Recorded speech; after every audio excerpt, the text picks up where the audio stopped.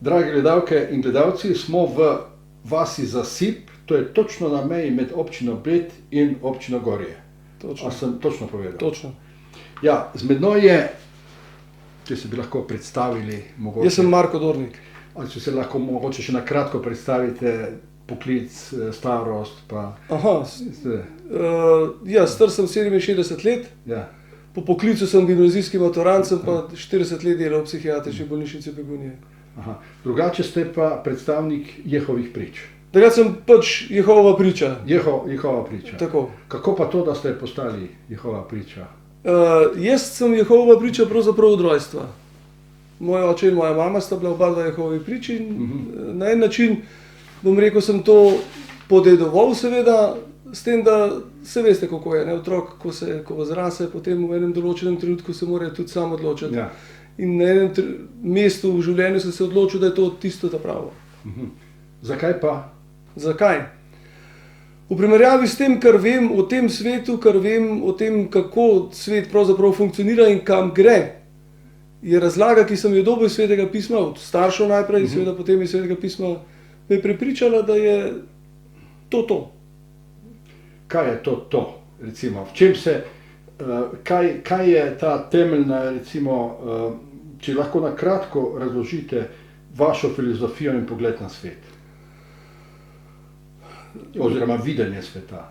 Ja, razumem to, zdaj seveda globoko vzdiha, ne, ker to Ja. na kratko, veste kako, na kratko je takole.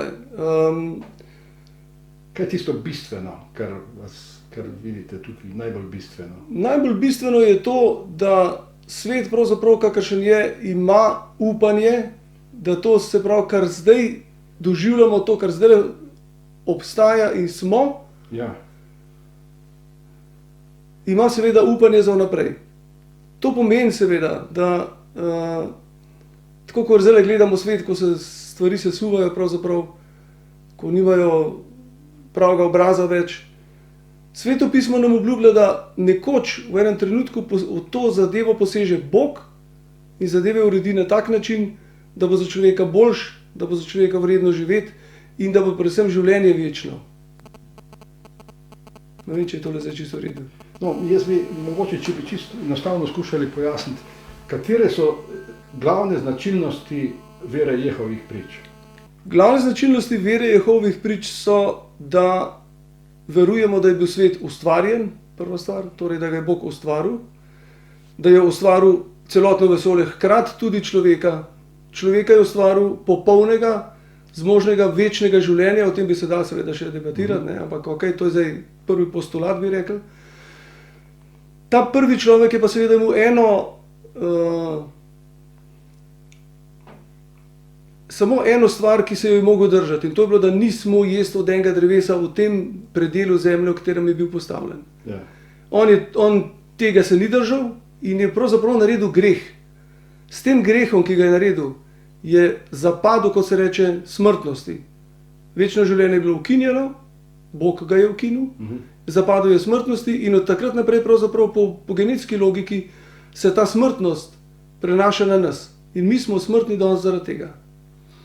Tisto, kar pa Sveto pismo obljublja, je pa to, da Bog bo zadevo spremenil nazaj v isto stanje, kakršno je bilo v enem določenem času. In to je tisto, kar pravzaprav zdaj v tem trenutku čakamo. Vsa znamenja, ki se dogajajo danes v svetu, so pravzaprav že vnaprej napovedana, zapisana v Svetem pismu. To je tudi spet stvar ene majhne daljše razprave, ampak so zapisana noter. In mi v bistvu razumemo, da je čas, v katerem živimo, čas, v katerem bo Bog zadeve vrnil v tisto stanje, kakršnega se je zamislil na začetku. V redu. Vprašajte. Kako bi vi pojasnili, v čem se vi razlikujete od običajnega verskega življenja, ki je recimo tradicionalno v Sloveniji, ne, krščansko življenje, ki ni značilno za krščansko življenje. V čem ste vi različni? Že v naukih pravzaprav, recimo nauk o peklu, nauk o odhodu v nebesa. No, kakšno so tu vaša stališča? Naše stališče seveda, ki je osnovano na Svetem pismu, ne, je, da ni posmrtnega življenja v takem smislu, kakršnega to tradicionalno krščanstvo predlaga in ga kaže, ampak da je seveda človek smrten, da ima pa Bog možnost, da človeka obudi v življenje v enem določenem trenutku, takrat, ko bo seveda spremenil svet na boljše. Ampak zakaj se vam zdi vaš način primernejši od tega tradicionalnega? Boljši? Zaradi tega, ker pravzaprav človek je bil ustvarjen za zemljo. Recimo, če govorimo o odhodu v nebesa, ne? Ja. O tistem, kar se zgodi po smrti, da ne bi človek bil pač potem živel naprej v nebesih. Človek je bil ustvarjen za zemljo. Tak, kakršen je ustvarjen za zemljo, in nikjer v Svetem pismu pravzaprav ne govori o tem, da bi človek lahko živel v nebesih. To je drugače bistven razlog, zaradi česar se nam zdi, da je to veliko bolj logično, ne, seveda, na koncu koncev. Torej, če vi pravite, da je človek narejen za življenje na zemlji, ne? Se pravi, v čem je potem naj bi bil človek boljši, recimo v primeru tradicionalne krščanske vere, a se vi zavzemate za solidarnost med ljudmi, niste neka zase zaprti, ampak... Ne, daleč od tega, mi smo pravzaprav zelo odprti, ne. Ja. Pravzaprav vse, kar delamo, je javno, bi rekel lahko. Ja. Recimo vsi naši shodi na koncu so javni. Ja. Celo namenjeni javnosti, ne? Zato, da bi ljudje videli pravzaprav razliko, oziroma da bi ljudje videli, o čem je zadeva sprejemljiva in dobra. Ampak zato pravzaprav organiziramo tudi naše shode, naše predavanja javna. In v čem vidite vašo največjo vrlino? To je pa težko reči, zdaj se moram hvaliti, ne. Ja, dajte se. Ja. Zame osebno, ne, je največja vrlina v tem, da se držim tega, kar pravzaprav Bog po Svetem pismu narekuje človeku, kakšno je pravzaprav pravo življenje. Kaj je tisto, kar naj bi človek delal, da bo na prav način v tem času živel, na dober način živel, da bo solidaren, da bo dober, da ne bo tega, kar se pravzaprav danes dogaja, od zločinov do vojn, do, ne vem, konec koncev tudi onesnaževanja okolja, če temu rečemo. A veste, samo ena zanimiva Jezusova misel iz Matejevega evangelija, temu rečemo zlato pravilo tudi, ne. Je recimo, Jezus reče, karkoli hočete, da bi ljudje vam naredili, naredite vi njim. In tule Jezus ne pogojuje, se pravi, ne reče, če bodo ljudje dobri do vas, boste vi tudi do njih dobri, ampak vi delajte ljudem to, kar bi vi radi videli, da oni vam naredijo. To je recimo eno načelo, meni je to zanimiva stvar, to je eno načelo, če bi se ga čisto vsi ljudje danes držali, recimo, ne. Pa seveda ne bi bilo vojn. Če bi se vsi držali tega načela, ne bi bilo vojn, ne bi bilo zločinov, ne bi bilo sovraštva. No, vi imate stališče tudi do služenja vojaškega roka in kakšno je vaše stališče? Služenje vojaškega roka odklanjamo zaradi tega, ker pač nismo pripravljeni vzeti življenja drugemu človeku na kakršenkoli način. Vi ste rekli, da ste stari 67 let. Tako je. Ste bili še za čas Jugoslavije, ste bili poklicani? Sem bil poklican in sem bil tudi obsojen na 3 leta zapora. Ker niste hoteli? Ker nisem šel v vojsko, ja. In ste odsedeli? Odsedel. Kje pa? Najprej v Beogradu v preiskavi, potem v Požarovcu, potem na Dobu in na koncu še na Igu. 3 leta? 3 leta. Mogoče, če se vrnemo še na to Sveto pismo, ki ste ga omenili, kako bi označili, kakšno vlogo ima pri vaši veri Sveto pismo, če bi to nekako zgoščeno mogoče povedali? Sveto pismo je pravzaprav, na en način bi lahko rekli, navodilo za uporabo življenja. Ja. Ne? In načela, veste, ne sistem pravil. Ja. Načelo je širša stvar, ne? Načelo mora veljati v vseh možnih situacijah za vse možne ljudi. Ja. Torej, načela, po katerih se ravnamo, ki so v Svetem pismu, nam pomagajo, da smo boljši ljudje. Ne boljši od vas, veste. Ja. Ampak, ko sam sebe pregledujem, ko sam sebe ocenjujem, si rečem, v redu, to je prav, to je dobro, glede na to, da je v skladu s Svetim pismom. Kako pa potekajo vaša verska srečanja in slovesnosti? Kako to izgleda? Mi imamo 2 tedenska shoda ob četrtkih pri nas, Ja. V Radovljici recimo. Radovljici, ja. 2 tedenska shoda, enega ob četrtkih, enega ob nedelji, ob sobotah ta hip. To je 1,5 ure programa, v katerem poslušamo govore iz Svetega pisma na temo življenja in pač stvari, ki se nam dogajajo v življenju. To so tudi priložnosti, ko komentiramo, ko se pogovorimo o enih zadevah, ko poteka pač debata. Ja. No, na ta način pravzaprav. Kako pa razumete recimo Božje kraljestvo? Kako vpliva Božje kraljestvo na vaše življenje? Ja, Božje kraljestvo je vlada, ki vlada iz nebes. Kralj tega kraljestva je Jezus Kristus. Ja. In on seveda usmerja in ureja stvari tukaj na zemlji. Zaradi tega, ker je zanimivo, veste, da pravzaprav ne glede na to, v katerem času v zgodovini smo živeli ali pa živimo, ne glede na to, katera politična opcija je ali pa kakršnakoli druga socialna opcija je, pravzaprav nikoli človek ne more do konca pripraviti človeštva, življenja do popolne sreče pravzaprav. Nekaj zmeraj manjka, če ne drugega recimo bolezen. In zato mi vemo, razumemo iz Svetega pisma, da je pravzaprav vodstvo od tam, kjer je kompetenca ta prava, torej iz nebes, od tam, od kater smo bili pravzaprav ustvarjeni, da ta vodstvo je ta pravo in to vodstvo pravzaprav bo naredilo življenje tako, kakršno pravzaprav mora biti. Bi mogli biti od začetka. Ali vi praznujete te recimo tradicionalne praznike, kot so recimo Božič ali pa rojstni dan ali kaj takega? Ne, te dva, ki ste jih omenili, sigurno ne. Zakaj ne? Božič zaradi tega ne, ker je samo en praznik v Svetem pismu, ki je, bomo rekli, pa zapovedan, ne, na en način, in to je obhajanje Jezusove smrti, ne rojstva. To je en razlog. Torej ne praznujemo rojstva. Ne. Drugi razlog je ta, da po vseh možnih zgodovinskih in tudi siceršnjih indicih Jezus niti ni bil rojen 25. decembra, ne, ampak malo prej, ko so bili, piše v Svetem pismu, ko so bili pastirji še na prostem. To je malo prej, ne.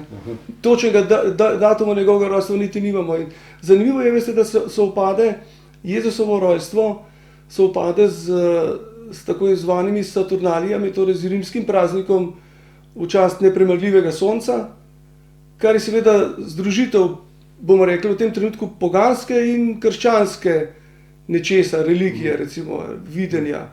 In ta združitev ne paše, ne gre. Vi vašo vero razširjate od vrat do vrat, je nekako znano. Ne? To je res. Kako doživljate odzive ljudi? Zelo različno. Od tega, veste, čisto osebno, jaz vam povem, meni je najbolj všeč, če mi nekdo vljudno in prijazno reče, me ne zanima, ne da mi to všeč, jaz se pripravljam pogovarjati. Ne. Ampak zelo neugodno je pa, kot recimo ljudje zaradi tega grdo gledajo, ker pravzaprav nič hudega ne prinašamo. In tudi ne vsiljujemo svojega mnenja. Ne. Mi smo prišli vprašati, mi vprašamo, bi vas to zanimalo, in če vas ne zanima, ni problema. Tako da odzivi so pa različni. Marsikoga zadeva tudi zanima. Mi smo se pripravljeni z njim pogovarjati, mi imamo celo organiziran tako imenovan svetopisanski tečaj, kar pomeni, da recimo nekomu pomagamo spoznati osnovne nauke Svetega pisma, ne da bi to pomenili, da se on mora zdaj odločiti za karkoli, ampak za pač eno splošno spoznanje Svetega pisma. Odzivi pa različni. No. Kaj pa za vas kot Jehova priča najpomembnejše vodilo v življenju? To je zelo težko reči. Najpomembnejše vodilo v življenju je pravzaprav to, da skušam biti čim bolj v skladu s tem, kar Sveto pismo uči. Čim bolj v skladu z načeli Svetega pisma. Ne, vi imate drugačne interpretacije Svetega pisma, kot ga ima tradicionalna krščanska. Ja, v nekaterih stvarih se razlikujejo, seveda. Ja. Ampak še enkrat bi vas vprašal, zakaj se vam zdi, da je vaš pristop boljši? Od teh tradicionalnih, recimo v Sloveniji, prevladuje ta tradicionalno krščanska. Razumem, ja. Čist enostavno, pravzaprav rečeno, pa to je tudi spet stvar, seveda, širša debata, ker enostavno rečeno zaradi tega, ker je, ko govorimo o Svetem pismu, je pravo tisto, kar se čim bolj, oziroma kar se le da drži Svetega pisma, ki ne uhaja nekam. Recimo ti prazniki dejansko niso osnovani na Svetem pismu. In to je tisto, kar mene pravzaprav prepriča. Jaz hočem tako živeti in delati, kot je v Svetem pismu. Se pravi, ta tradicionalna se tega ne drži. V velikih primerih ne. Veste, krščanstvo je en pojem. Ne? Ja, Krščanstvo je pojem, ki pomeni na en način sledenje Kristusu. ja. Sledenje pa bolj ali manj natančno. In jaz hočem zelo natančno. No, o tem mogoče. No, Zelo enostavno. Ja, jaz sem večkrat poslušal recimo Jehove priče, da so to malo čudaki, pa da nenehno pričakuje konec sveta, ne? Da nosijo čovne na Šmarno goro, ki bo poplava in tako. Kako je s tem? Kako to komentirate? Ja, zdaj, če se komu zdimo čudaki, pa Ja, tlele pravzaprav ne moremo, ja, razumem, ne, pa Ja. pravzaprav tle Ja. ne moramo dosti spremeniti, ne, kar Ja, se ja. pa tiče teh, seveda Ja. bom pa zdaj rekel kar Ja. direktno neumnosti, seveda o Ja. tem nošenju, voženju, Ja. vožnji čovnov na Šmarno goro pa tako naprej. no, to je. Ja, to so res veliki. Ja. Ampak to je na en način odraz tega, kako ljudje pravzaprav doživljajo to, ko mi govorimo o koncu, ker dejansko govorimo o koncu. Ja, ja. O koncu sveta, kakršen je, tak. Ja. Veste, ne v koncu planeta Ja. ali pa človeštva na splošno, v koncu tega, kar je narobe na tem planetu, recimo zlo. V koncu zla, v spremembi v tem smislu. Ja. Ne? In ta konec se potem tako na ta način interpretira, tako kot ste zdaj seveda zelo lepo povedali. Ne? Kakšen pa je odnos Jehovih prič do socialne države, recimo na Slovenskem? Je ta prešibka, premočna? Kako vi to, kaj bi bilo treba ukrepiti po vašem mnenju? Ne? In morda, kakšno je vaše mnenje, ali lahko pričakujemo kako mnenje glede recimo aktualne zadeve, kot je privatizacija zdravstva? Zdaj, ena stvar, ki jo moram takoj povedati, kar se tiče politične plati življenja, smo seveda nevtralni. Ne za to, ne za ono. Kar se tiče No, to vas sprašujem. socialne plati življenja, pa tako, lejte, jaz se težko zelo opredeljujem, kar se meni tiče osebno. Država, v kateri živim, je zame seveda zadovoljiva. Marsikakšno stvar bi se dal spremeniti, ampak to je stvar, to ni moja stvar. No, jaz ne vem, jaz bi težko zelo rekel, kaj ne bi lahko bilo boljše, to bi bil moje osebno mnenje. Nimamo, kar se tega tiče, enega splošnega, bom rekel, izoblikovanega mnenja, s katerim bi nastopali. Ne? Kar se tiče socialne države, socialnega življenja in tako naprej. Kaj bi bilo, tako ste vprašali, kaj ne bi bilo boljše, pa karkoli. Ja, ampak kako se vi soočate s temi izzivi sodobnega sveta, kot so družbena pravičnost, okoljska vprašanja, migracije, recimo migranti in podobno? Kako vi gledate na to? Vse to pravzaprav pade pod to razmišljanje, ki je spet osnovano na Svetem pismu, da so to stvari, ki jih ni mogoče spremeniti z človeške plati, ki jo mora spremeniti nekdo drug, ki je tega sposoben, ker mi očitno tega nismo bili do zdaj sposobni in kot kaže za naprej, je tudi zelo malo možnosti, ne? Se veste kako. Vi prelagate vso stvar na Boga. Ja. Človek je nemočen. Človek je za ta del nemočen, zaradi tega, ker ni kompetenten. Nekje v Svetem pismu celo piše, v knjigi preroka Jeremija celo piše, da človek ni narejen, da bi sam usmerjal svojo pot. Da je zato seveda Bog. Zelo enostavno zdaj rečeno. Se pravi, če jaz prav razumem, se nima smisla karkoli boriti, čakati je treba, da nekdo drugi, se pravi Bog, reši zadeve. V bistvu ja. Ja. V bistvu ja. To seveda ne pomeni, da smo zdaj pasivni. Ne? Mi moramo si pomagati med sabo, mi moramo biti socialni v najosnovnejšem pomenu besede, recimo. Ne? Ja. Ampak počakaj, da se bo pa zadeva dokončno razrešila, pa tako ste rekel. Ja. Ja, zanimivo, mislim, ampak vsak dan se dogaja krivice je. in ta Bog nekako zamuja, se mi zdi. Kako pa to tolmačite? Ja, to je zelo zanimivo vprašanje. Mislim, če vam lahko rečem, ko mi se pogovarjamo z ljudmi, tako kot ste rekel prej na vratih, je eno od najbolj običajnih vprašanj, če bi bil Bog, bi že kaj naredil. Ja.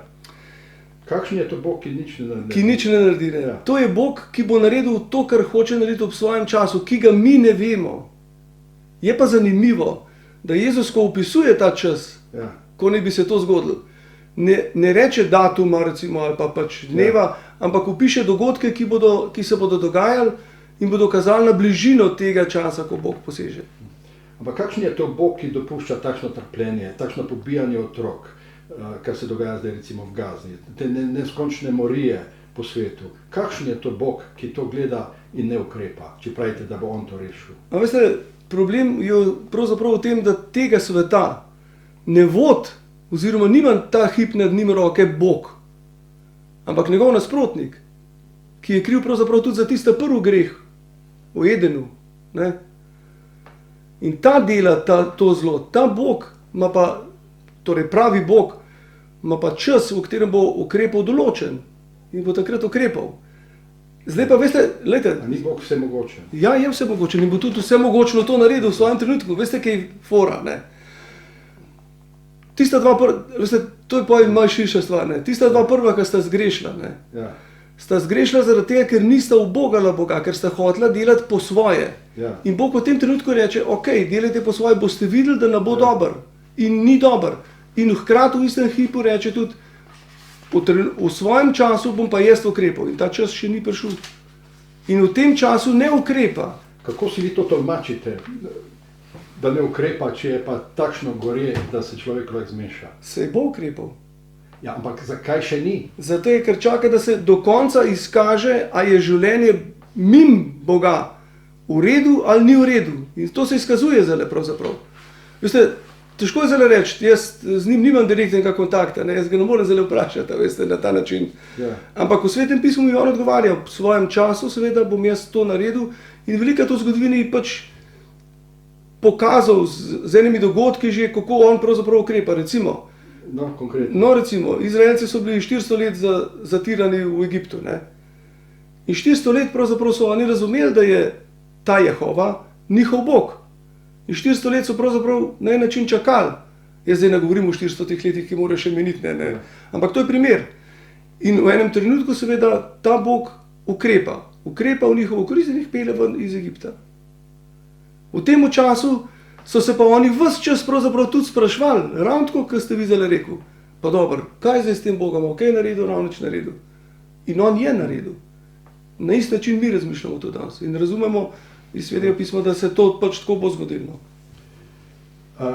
Jaz bi vas še vprašal, no, po mojem mnenju zelo zamuja, ampak ok. Ja. Če je tako. V redu. In težko to sprejemam, no? Ja, verjamem. Ampak koliko pa vas je, recimo tukaj, občina Gorje, občina Bled, recimo vas je kaj teh predstavnikov Jehovih prič? Jehovih prič tle v tem okolišu, v tem okolišu, zbiramo se v Radovljici. Pravzaprav v Dvorski vasi, no. Aha. In tam nas pride, vseh skupaj nas je približno 80, no. 80. Ja. S tem, da imamo te shode organizirane, veste, tako, da se shajamo v živo, ne? Ja. Imamo pa tudi video prenos po Zoomu, no? Tako da tisti, kar recimo težko hodijo, težko pridejo, so lahko tudi zraven. Od kdaj pa ste na tem koncu, recimo vam to znano, recimo, od kdaj vi ste domačin tu ali kako? Ja. Od kdaj je ta, recimo, koliko nazaj? Glejte, moja mama je bila letnik 31, ne? 31. In ona je, in ona je pred vojno, ja. Ja. In to se je že pred vojno tukaj. Že pred vojno? Že pred drugo svetovno vojno, seveda. Ja. Se pravi med obema vojnama? Med vojnama. Prvo in drugo svetovno, ne? Ja. Aha. Kako se pa do njih, kakšna je bila pa situacija med drugo vojno? So jih kako specifično Nemci, tu so Nemci okupirali, ne? Ja, obstaja ena knjiga tudi, ki jo je napisal en gospod iz Italije, o Jehovih pričah v tem koncu. V Jehovih pričah med drugo svetovno vojno. Veliko je bilo deportiranih. Ja. Tudi jaz poznam osebno ljudi, ki so zdaj seveda že pomrli, ki so bili po koncentracijskih taboriščih v Nemčiji. Tako da je bilo kar tudi za Jehove priče tudi težko v tem času tle, no. Med vojno? Med vojno. Ampak tradicija se zdaj v bistvu vleče že od recimo leta 30, ste rekli nekje, 1930 do danes. Ja. Aha. Koliko vam je pa znano, koliko je pa recimo vas v celi Sloveniji številčno recimo? V celi Sloveniji nas je približno 1800. 1800, aha. Tako približno. Aha. Plus minus 50 recimo, ne. Pa imate kakšno vodstvo ali kako? Ja, glejte, to je, mi pravzaprav vodstvo v tem smislu kot nekoga, ki je poglavar, vodja, nimamo, ne. Imamo pa zadeve organizirane na ta način, da so recimo po občinah Po občinah govorim, po teh skupinah, v katerih se sestajamo. Nekateri ljudje postavljeni za to, da organizirajo oznanjevanje, kot temu rečemo, ne, od hiše do hiše, da organizirajo shode, da pač se s temi stvarmi ukvarjajo. Ne. Ampak ne v tem smislu, to so primus inter partes, kot se reče, nič posebenega. No.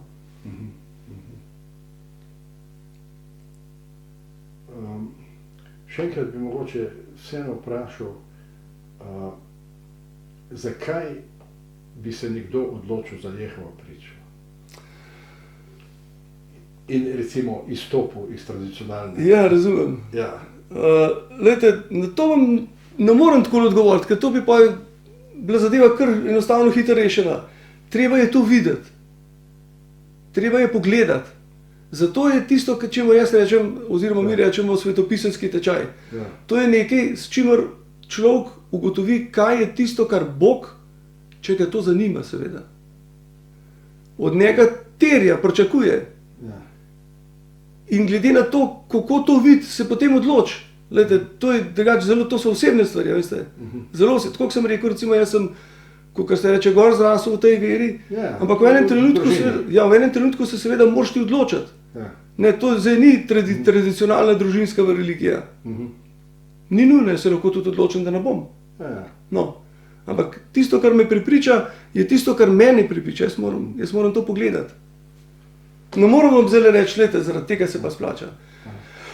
Lahko vam rečem, splača se zaradi tega, ker bo Bog v kratkem naredil zadeve boljše in to je vreden počakati.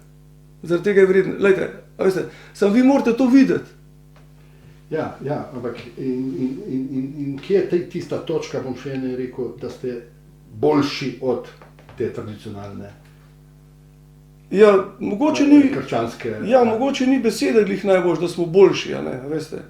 Mi se skušamo biti čim bolj v skladu s Svetim pismom. A tradicionalna pa ne? Pa ne. Zdaj, a veste, kako si to tolmačite? A je to boljše? Kako si to tolmačite? Da oni niso, mi pa smo, kao. Da. Ja, lejte, Sveto pismo je treba prebrati tako, kot je. Zakaj ga pa ne berejo, kot pravite vi, tako kot je? Zaradi tega, ker so se dogajale stvari, da so v to Sveto pismo oziroma v to ideologijo prihajale ideologijo do zunaj. Že Božič, recimo, je konglomerat dveh ideologij, generalno rečeno, krščanske in poganske. Zaradi tega pravzaprav ene stvari niso popolnoma v skladu s Svetim pismom. Pa zakaj potem ta tradicionalna krščanska vera v Sloveniji vztraja na tem, kot vi pravite, kako si to razlagate? Zaradi tradicije. Veste, ko se mi z ljudmi pogovarjamo, ne, ko mogoče koga še zelo zanima stvar, se velikokrat zgodi, da se ne odloči zaradi tega, ker je tradicionalno vpet v okolje, v katerem je in je težko, veste, potem spremeniti nekaj v luči in pred obrazi svojih sorodnikov in tistih, ki razmišljajo drugače. Ali se pri vašem delovanju poslužujete tudi sodobnih tehnik, recimo kot je internet, spletne strani? Ja, zelo. Pravzaprav smo v veliki meri nehali oziroma zmanjšali tisk. Literaturo ne tiskamo toliko več, kolikor jo objavljamo na naši spletni strani, jdvojnev.org je spletna stran. Prek te se tudi sami informiramo med seboj, bi rekel, ne. Tudi ti interni e-maili potekajo po tej spletni strani. Se pravi, koristite sodobno tehniko. Absolutno. Kako se pa financirate? S prostovoljnimi prispevki. Vse s prostovoljnimi prispevki. Nimate članarine, kartike? Ne. Pa nimate nabirko, recimo? Ne, tudi nabirke ni. Imamo v teh naših dvoranah za to namenjene prispevčne škatlice, ki so pač v enem diskretnem prostoru tam ne ločene od splošnih prostorov, ampak tako, da niso konkretni noter v dvorani, da ljudje lahko prispevajo prostovoljno. Ja. Še to bi nekaj vprašanj, mogoče še, kakšen imate pa odnos do krvi? Namreč sem zasledil, da imate specifičen odnos. Ja, to je zelo enostavno. To je ena od prepovedi v Svetem pismu, ki se jo strogo držimo. Bog prepoveduje kakršnokoli uporabo krvi. Uživanje in tudi transfuzijo. Ker transfuzija pravzaprav ni v principu nič drugega kot uživanje. Ne? Ja, ampak a ni transfuzija že marsikomu rešila življenje? Kako pogledate na to? Ja, je. Ja. Se strinjamo, samo zapoved je toliko močna, da se je držimo. Ne glede na karkoli. Kaj bi naredili, recimo, vi se poškodujete v neki nesreči in vam je edina rešitev, da se vam kri da. A bi odklonili, bi raje umrli? Veste, to so zmeraj hipotetične vprašanja. Kaj bi zdaj konkretno človek naredil v tem primeru? A ne? Ja. Ampak jaz sem strogo, močno odločen zavrniti. V kakršnem koli primeru. Tudi če umrete. Tudi če umrem. Kako je pa, če se a se dogaja tudi, da koga izključite, izobčite iz vašega reda, bom rekel? Ja, temu se reče, da ga pač odstranimo iz občine, ne? Ker občina je enota, v kateri se sestajamo in zbiramo. Ja, okay. Ga, zaradi tega, ker merila, moralna, predvsem merila, ki se jih držimo, so zelo jasna in če jih nekdo namenoma, namerno krši, potem seveda nima mesta v tej skupini. Ne? A to, kdo to odloči? Neka skupina? Skupina. Skupina. Ja. To izberete izmed sebe. Tako. Aha. Kako pa vidite nadaljno prihodnost Jehovih prič? Ja, svetlo. A ja? Ja. Ja, lejte, A v tem groznem svetu? Ja, lejte, mislim, naše osnovno verovanje je to, da se stvari morajo spremeniti na boljše. To, kar sva govorila ves čas zdajle. Ja. In to čakamo. In pravzaprav čakamo, da se bo to naredilo in to je naša prihodnost. Svetla. Ja. Kljub temu, da so taki, kot sem že rekel, strašne stvari se dogajajo na svetu, vi čakate, Ja. a torej vi niti ne bi protestirali proti temu, Ne. kar se dogaja. Ne. Sem že prej omenil, da smo, kar se kakorkoli političnih, bom rekel, stvari tiče, smo nevtralni. A ne hodite niti na volitve, ali kako? Ne, Ne hodite na volitve? ne, na volitve ne hodimo. Lejte, to je seveda Ja, saj. odločitev posameznika, normalno, ne, Seveda. ampak to zdaj ni zapoved, ne. Aha, ja. Ampak ne, ker nevtralnost pač vključuje tudi to, ne. Ja. Zanimivo. Dobro. Verjetno. Kako? Verjamem, da je zanimivo, ja. Ja, ampak kaj bi naredili, recimo vidite na ulici se pretepajo nekoga, otroka, nekdo, a bi vi bili neutralni? Veste, takole bom odgovoril, lejte, z eno zgodbo, no. Mene, ki je bila resnična seveda, Ja. mene je v zaporu, ko sem bil zaradi pač nevtralnosti, ne. Ja, razumem. Ja. Tako, no, Služenje vojaškega roka. me je ena psihologinja vprašala, zdaj imate pa na izbiro, ubili vam bodo ženo ali pa hčer, takrat sem imel hčer, ne. Ja, Kaj boste zdaj naredil? ja, In jaz sem ji rekel, da je drugače vprašanje toliko hipotetično, da na njega ne morem odgovoriti. ja, Ker v trenutku, ko se to dogaja, a veste, človek tudi lahko reagira ja. in zelo verjetno bi nekaj naredil.